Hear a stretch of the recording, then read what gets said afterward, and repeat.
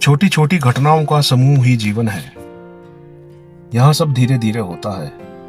जैसे एक एक सांस जीवन बनाती है, एक एक पल जीवन यात्रा बनाता है।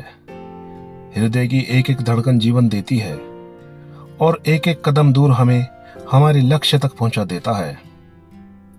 प्रकृति में भी बीज धीरे धीरे अंकुरित होकर पौधा और फिर पेड़ बनता है।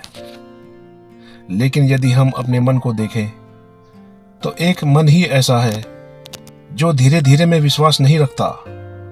वह प्रकृति के बिल्कुल विपरीत जाकर तेजी से दौड़ना शुरू कर देता है।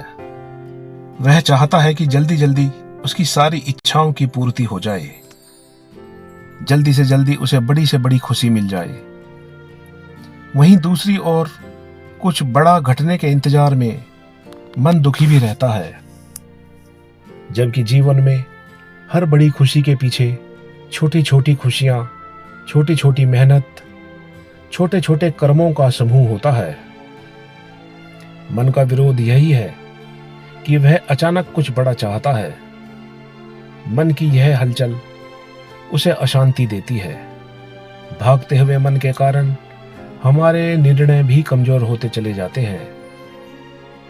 भागते हुए ख्यालों से जब हम भर जाते हैं तो उसको मन कहते हैं,